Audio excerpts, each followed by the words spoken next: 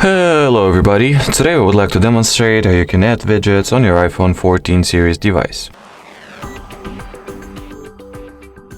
First of all, find any vacant spot you have on any of your home screens, tap and hold. Once this little edit menu appears, at the top left corner tap on this plus sign, and in here you'll have all the widgets that you can currently add to your home screen. Simply choose, whatever particular stack or widget or shortcut you would like to enroll. So let's say I'll go with weather one, tap and hold on it and drag it to the place where you want to, have the widget, and then drop it like so.